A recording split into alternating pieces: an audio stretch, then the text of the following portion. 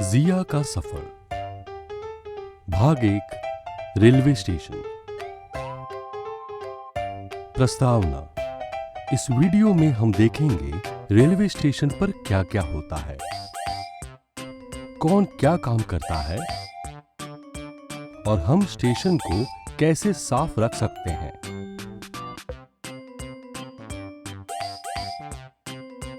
जिया अपनी गर्मियों की छुट्टियां बिताने के लिए अपनी मम्मी के साथ अपनी दादी के घर जा रही है, जो रहती हैं केरल में। जिया पहली बार ट्रेन में सफर करने वाली है, इसलिए वो सफर को लेकर बहुत उत्साहित है। जिया और उसकी मम्मी को ट्रेन तक छोड़ने के लिए उसके पापा और बोबो भी स्टेशन पर आए हैं। हाँ, यहाँ पर कितने सारे लोग हैं, है ना बोबो? जिया स्टेशन पर पहली बार आई है, इसलिए वो सब कुछ गौर से देखने लगी।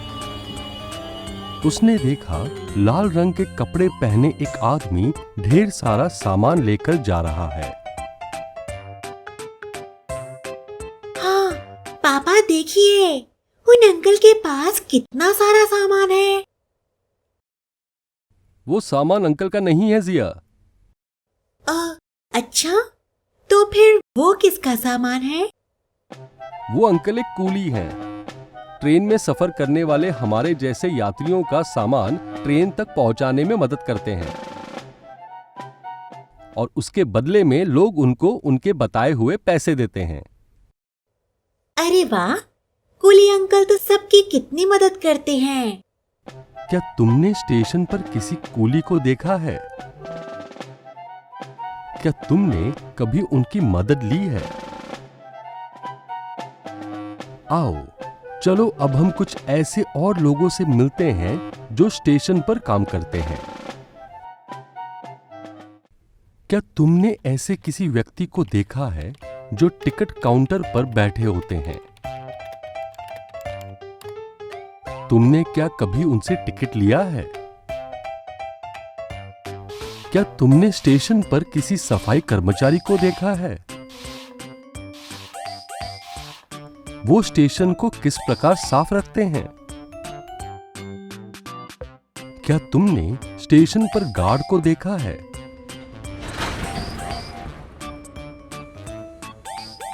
उनका काम क्या होता है? स्टेशन पर पहुंचकर जिया के पापा टिकट काउंटर से एक टिकट ले आए। पापा, ये टिकट किसके लिए है? क्या आप भी हमारे साथ चल रहे हैं? नहीं जिया, जो लोग ट्रेन में सफर नहीं करते उन्हें भी स्टेशन के अंदर जाने के लिए टिकट कटवाना पड़ता है।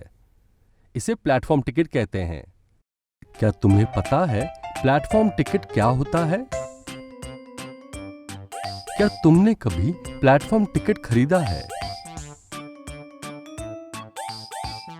इतने सारे लोगों और ट्रेनों को देखकर जिया अपने पापा से स्टेशन के बारे में सवाल करने लगती है।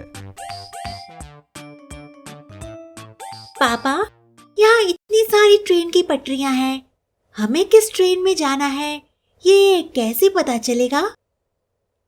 क्या तुम्हें पता है तुम अपने ट्रेन के आने का स्थान कैसे पता कर सकते हो? वो देखो जिया, उस बोर्ड में लिखा हुआ है कौन सी ट्रेन किस प्लेटफॉर्म पर आएगी और कितने बजे आएगी। जिया, क्या तुम बता सकती हो तुम्हारी ट्रेन कौन से प्लेटफॉर्म पर आएगी? हाँ, वो रहा। हमारी ट्रेन प्लेटफॉर्म 4 पर है। अरे वाह, चलो अब इसके लिए तुम्हें एक इनाम मिलना चाहिए। ये रहा चॉकलेट। वाह, चॉकलेट! थैंक यू पापा। जिया, उसके मम्मी, पापा और बोबो अपना सामान उठाकर 4 नंबर प्लेटफॉर्म पर पहुंच जाते हैं। ट्रेन का इंतजार करते करते जिया अपनी चॉकलेट खाने लग जाती है, पर खाने के बाद जिया सोच में पड़ जाती है कि वो चॉकलेट का रैपर कहां पर फेंके।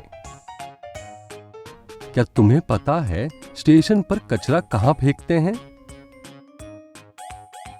मम्मी, ये रैपर मैं कहाँ फेंकूं? जिया, स्टेशन पर कचरा फेंकने के लिए जगह जगह पर कचरे के डिब्बे बनाए गए हैं। उसी में फेंकना चाहिए। उससे स्टेशन एकदम साफ रहेगा। चाहे स्टेशन हो या कहीं और, कचरा हमेशा कचरे के डिब्बे में ही फेंकना। हमें अपने वातावरण को हमेशा साफ रखना चाहिए। मम्मी, इतने बड़े स्टेशन को साफ रखना तो बहुत मुश्किल है। हाँ जिया, इसीलिए यहाँ पर बहुत सारे कर्मचारी काम करते हैं। तभी जिया की ट्रेन प्लेटफॉर्म पर आ जाती है।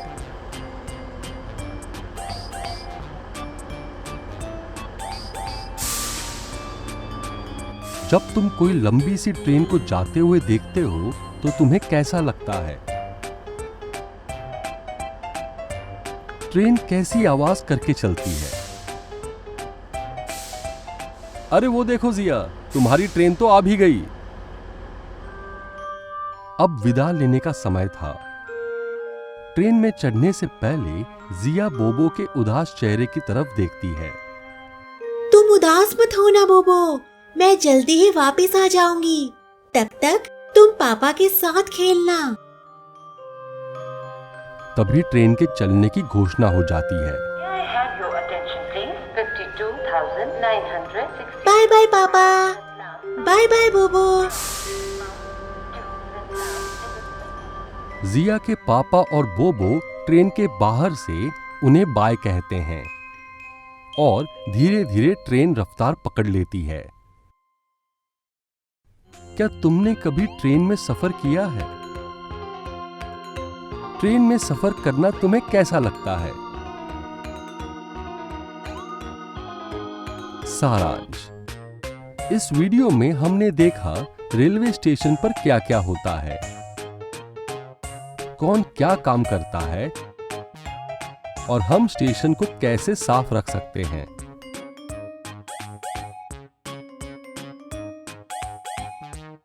अगले वीडियो में हम देखेंगे जिया का ट्रेन के सफर का अनुभव।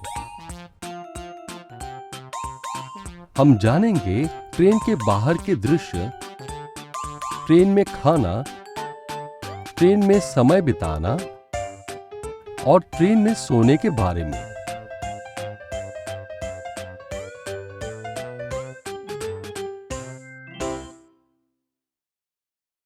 जिया का सफर भाग 2, जिया का ट्रेन का सफर।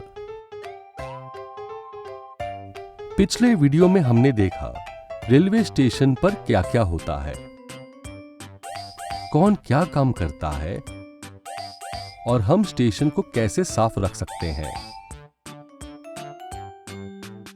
प्रस्तावना, इस वीडियो में हम देखेंगे जिया का ट्रेन के सफर का अनुभव। हम जानेंगे ट्रेन के बाहर के दृश्य, ट्रेन में खाना, ट्रेन में समय बिताना और ट्रेन में सोने के बारे में।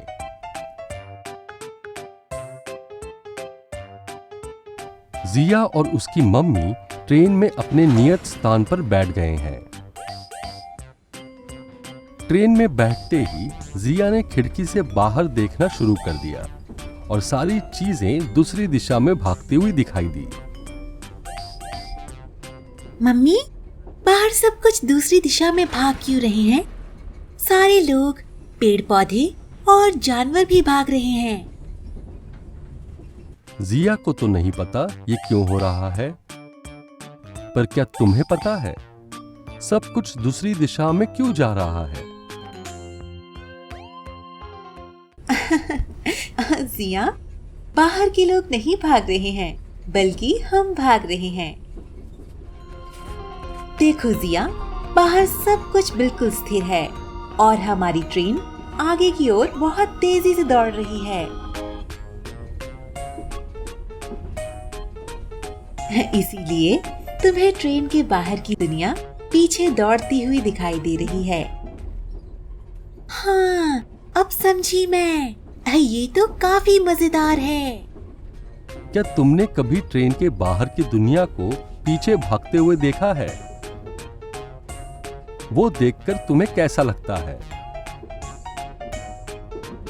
उसी वक्त जिया को काले कोट में एक आदमी दिखा जो ट्रेन में हर यात्री के पास जा रहा था। मम्मी, वहां पर काले कोट पहने एक अंकल सबसे क्या बात कर रहे हैं? जिया, वो अंकल एक टिकट चेकर है। वो देख रहे हैं कि सभी यात्री अपने नियत स्थान पर बैठे हैं या नहीं। तब तक कोई दूसरे की सीट पर नहीं बैठ सकता। क्या तुमने कभी टिकट चेकर को देखा है? अगर टिकट चेकर नहीं होते तो ट्रेन के सफर में क्या क्या दिक्कत हो सकती है। दोपहर हो गई थी। ट्रेन एक स्टेशन पर रुकी हुई थी। बाहर कोई चाय समोसे बेच रहा था तो कोई पूरी साग। ये देखकर जिया अपनी मम्मी से कहती है, हाँ मम्मी, इतना सारा खाना देखकर मुझे भी भूख लग रही है। जिया, मैं घर से खाना लेकर आई हूँ, चलो हम दोनों खाना खा लेते हैं। पर मम्मी, जो घर से खाना नहीं लाए हैं वो क्या खाएंगे? जिया, ट्रेन में खाने का पूरा इंतजाम होता है।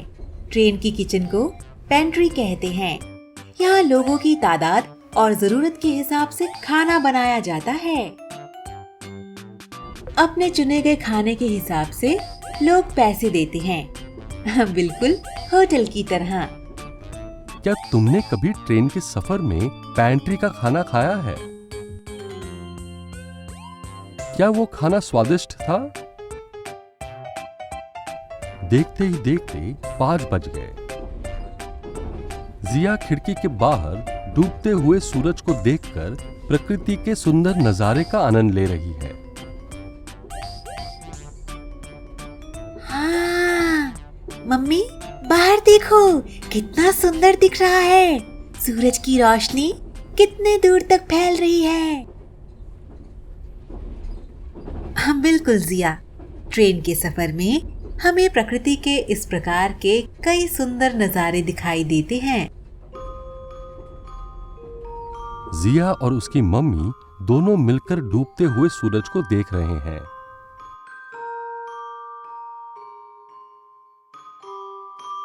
क्या तुमने कभी चलती हुई ट्रेन से डूबते हुए सूरज को देखा है? वो दृश्य तुम्हें कैसा लगा? धीरे धीरे शाम से रात हो गई और जिया को अंधेरे में कुछ दिखाई नहीं दे रहा है। मम्मी, बाहर अंधेरा हो गया है तो करने को कुछ नहीं है। मैं क्या करूं? इसलिए मैं तुम्हारे लिए एक किताब लेकर आई हूँ। ये तो बहुत अच्छी बात है। ट्रेन में हम मनोरंजन के लिए और क्या क्या कर सकते हैं मम्मी? काफी सारी चीजें हैं, जैसे कि किताब पढ़ना, अंताक्षरी खेलना, नए दोस्त बनाना, लोगों से बातें करना और मम्मी से कहानियां सुनना। तुम ट्रेन में सफर करते वक्त अपना समय गुजारने के लिए क्या क्या करते हो? शाम के 7 बज रहे हैं और जिया पूरे दिन के सफर के बाद थक गई है। मम्मी, मैं बहुत थक गई हूँ। ये सफर की थकान है जिया। चलो जल्दी से खाना खाते हैं और फिर सो जाते हैं। हाँ मम्मी, मुझे बहुत नींद आ रही है। जिया और उसकी मम्मी खाना खाकर अपने अपने सीट में चादर बिछाकर सो जाते हैं। Good night mummy. Good night Jiya. चलती हुई ट्रेन में सोना तुम्हें कैसा लगता है? क्या वो घर में सोने जितना आरामदायक होता है? सारांश, इस वीडियो में हमने देखा जिया का ट्रेन के सफर का अनुभव।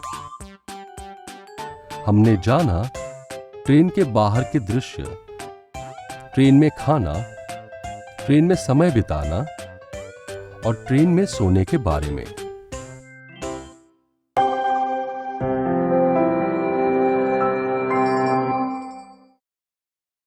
बदलते परिवार भाग 1।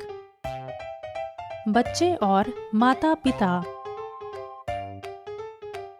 प्रस्तावना। इस वीडियो में हम जानेंगे कि किस तरह बच्चे के आने से माता पिता की जिंदगी में बदलाव आता है। शनिवार की शाम के 4 बज रहे हैं और बिट्टू मजे से सोफे पर बैठकर टीवी देख रहा है। तभी अचानक बिट्टू की मम्मी आ जाती हैं। बिट्टू, तुम्हें आज रात को पूरी सब्जी खानी थी ना? हाँ मम्मी। तो जाओ बाजार से सब्जियां ले आओ। मैं तुम्हें सब्जियों की लिस्ट दे देती हूँ। जब तुम छोटे थे तो पापा या मैं सब्जी ले आते थे, लेकिन अब तो तुम बड़े हो गए हो बिट्टू। तुम्हें धीरे धीरे घर के काम भी सीखने चाहिए। टीवी तुम वापस आकर देख लेना। चलो अब जाओ और जल्दी वापस आना। ठीक है मम्मी, अब मुझे पूरी सब्जी खानी है तो सब्जी तो लानी ही पड़ेगी। बिल्कुल सही। बिट्टू अपनी मम्मी से पैसे, सब्जियों की लिस्ट और थैला लेकर बाजार के लिए निकल पड़ता है। बाजार पहुंचकर बिट्टू सब्जियों की दुकान ढूंढ ही रहा होता है, तभी उसे मीनू के पापा दिख जाते हैं।